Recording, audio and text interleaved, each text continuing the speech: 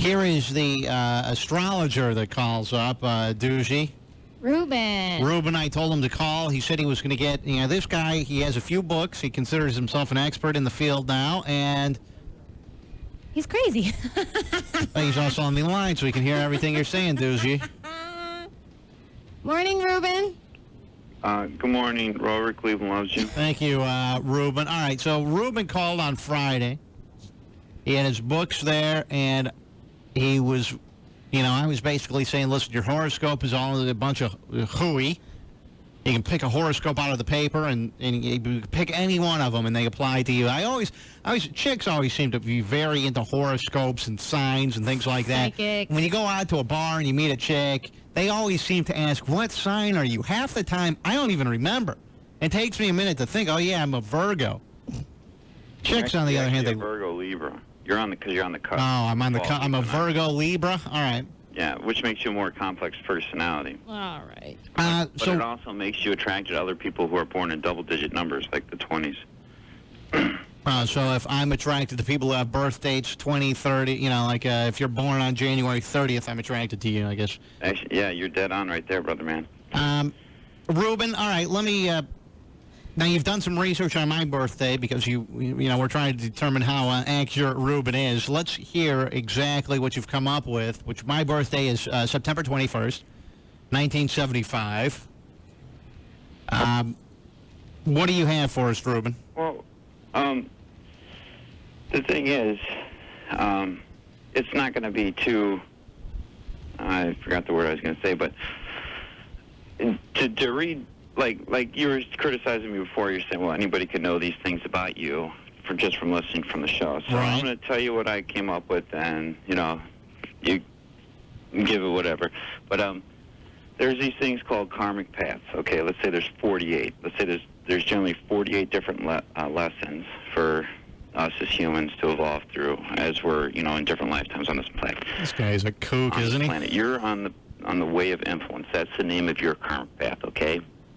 Wait a second. What is I'm on the wave of influence? The path of influence. Way. Okay. What you have to do in this lifetime is learn how to gracefully influence other people so that you could assume a mantle of leadership, okay, or a mantle of authority. Ooh.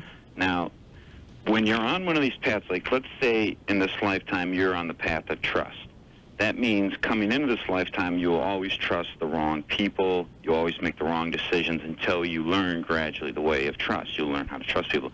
So therefore... You think they just make this stuff up as they go along? You come into this lifetime very non-influential, which is represented by the Taurus 3 or the natural, which is like a teenager. So your natural disposition, even though you're a Virgo Libra, is to be somewhat abrasive. You're attracted to the wild side. Like a teenager, looking for something fun.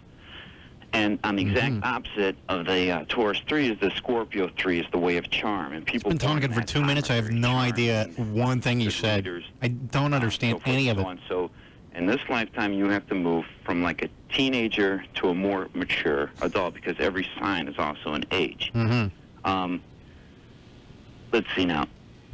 You have to learn to be content and grounded in who you are, and but without losing like the spontaneity and the natural appeal of a teenager. Right. You can. If you ever get tired, recognize. I'll just put Ruben on. Like if you work overnight shifts. Right. Ultimately, you'll be a lot happier. Your whole I'll just let him talk. It'll put you right back to sleep. Path. It would be youthfulness and maturity. So you want to retain a certain level of youthfulness, but be mature at the same time. Great. So I'm caught there in the middle. Now, those are people born between August 18th, 1975, and January 6th, 1976. So there's like 4 months that would describe people. Uh-huh. Now, you being born September 21st, 1975, I was reading, and it says that you're going to, if you can succeed in tapping into the creative abilities of this way of influence, you will have the admiration and a host of devoted followers. And I was like, well, when I read that to him, he's just going to be like, that's totally bogus because I have a radio show, and of course I have a host of devoted followers, but it's there in black and white. Now, I could talk to you about being on the cusp of beauty. that symbolically. Unless I'll I'm tell you born right yet. now, I ain't on the cusp. I'll tell you right now. Yeah, he's nowhere near a Yeah, cusp. I'm nowhere near the cusp of beauty. I'll tell you that right now. Yeah, the bald Well, cusp. It's not. I'm not saying that you're beautiful. In fact, I have no idea what you look like. But they call the Virgo Libra cusp the cusp of beauty because it's the fall equinox. It's like your spiritual age in the zodiac is age 42, which is like midlife, kind of like a midlife crisis point. Mm-hmm. And they are taken up with. This is complete a bogus. search for beauty This is in just your life. completely So, bogus. like a lot of times, if there's a driving me really beautiful crazy. person born in your week, 12 days of Xmas find coming them up. attracted to very unattractive people.